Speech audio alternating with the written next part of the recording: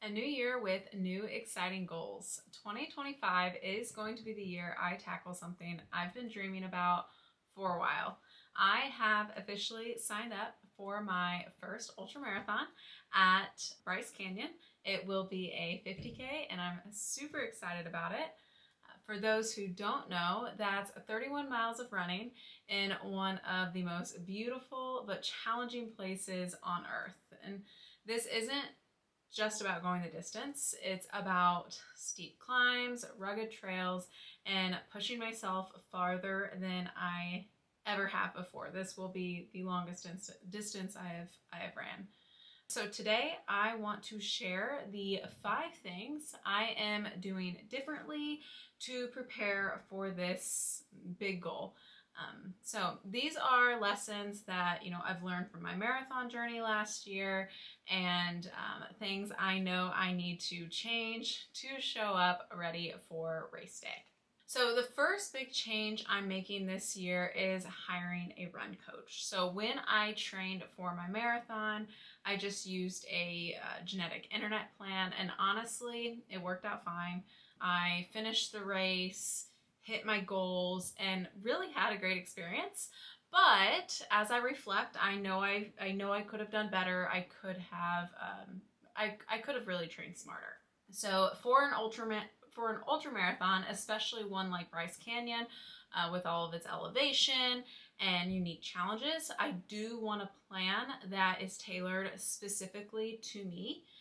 A coach is not only going to design my workouts based on my fitness level and goals, but it's also going to help me stay more accountable, avoid overtraining, and it also just gives the ability to adjust the plan if something isn't working, which I didn't really have with that generic internet plan. So I'll even have someone to turn to with questions like, what should I do if I miss a long run, or how do I feel doing training, which is honestly going to be super helpful and very valuable. Just overall, having that expert in my corner is going to be a game changer, and I can't wait to see how much stronger and more confident I'll feel on race day. So next up is my nutrition. So during marathon training, I honestly didn't focus enough on my nutrition and what I was eating. I sort of just kind of thought, as long as I'm running, I can eat, whatever I want. And while that worked okay, I do know I wasn't giving my body the fuel it needed to recover and really perform at its best.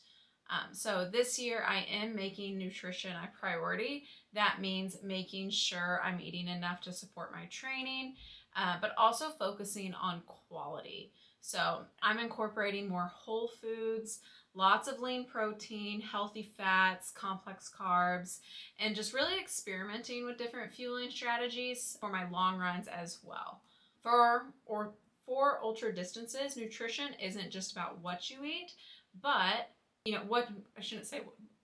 about what you eat day to day. It's about figuring out what your body can handle during hours of running. So I'll be testing out different gels, chews, and even real food options like peanut butter sandwiches, which is a favorite of mine, or bananas, to see what works best for my stomach.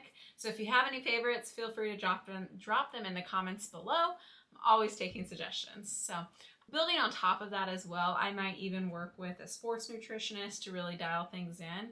At the end of the day, the better I fuel, the better I'll feel, and that's critical for something as demanding as an ultramarathon. So let's talk about elevation.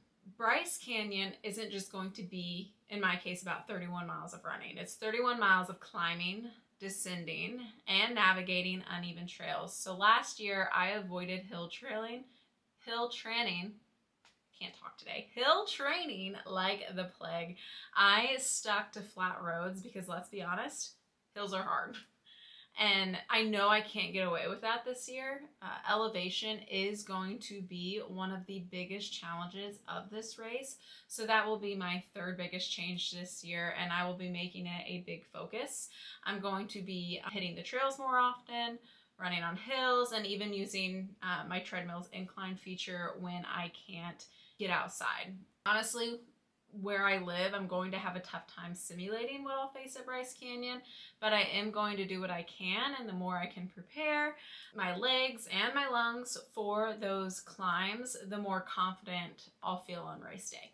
So the fourth thing I'm changing up going into 2025 is how many days I'm running per week. So when I trained for my marathon, I only ran 3 days per week, which that worked fine for where I was at. I am a full-time working mom. So it's, kind of at that point what I could fit in my schedule. But for an ultra marathon, I do need more mileage to build my endurance. So this year I do plan on running 4 to 5 days a week, I guess depending on what my coach prescribes as well. But adding in those extra days is going to help me build up the stamina I need for those long days on the trail. And of course, I'll still balance that with rest and recovery to avoid injury. But the key here is going to be consistency. The more time I spend on my feet, the more I'm going to be prepared for the demands of race day. Last but not least, I am changing how I strength train. So during marathon prep, I did a lot of light weights and higher reps. But for this year, I do know I need to build some serious strength. I'm really going to focus on lifting heavier. Squats, deadlifts, lunges are going to be my best friends as much as I despise them.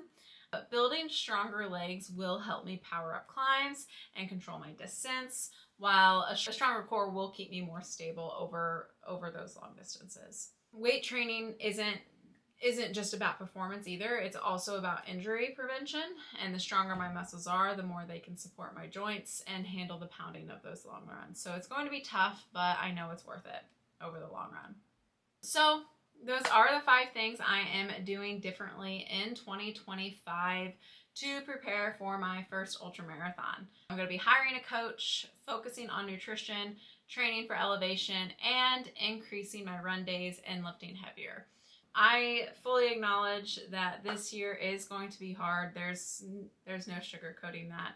But I am reminded of Romans 5:3 through verses 3 through 5, which says, "Not only that, but we rejoice in our sufferings, knowing that suffering produces endurance, and endurance produces character, and character produces hope. And hope does not put us to shame, because God's love has been poured into our hearts through the Holy Spirit who has been given to us."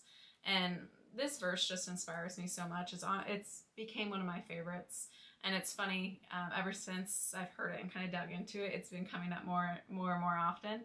But running an ultra, or really any kind of distance, is about more than the miles. It's about building a kind of strength and endurance in us that if we don't quit and we push through those hard miles, we will see our character get more refined, and we will start to learn things about ourselves, our limits, our perseverance, and our mental strength, and we grow. And then there is hope that is found in that endurance and that character building. And the best part of any long run, as we all know, is when you're approaching the end and you can see the finish line. And that's where that hope comes in. It's what keeps you going when you can't see the finish line yet. Hope built on endurance and character doesn't let us down.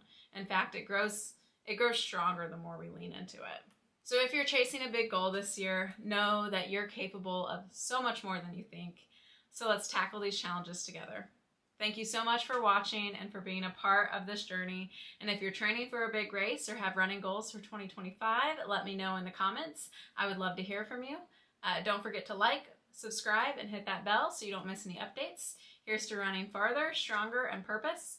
And with purpose, keep running, keep improving, and I'll see you next time.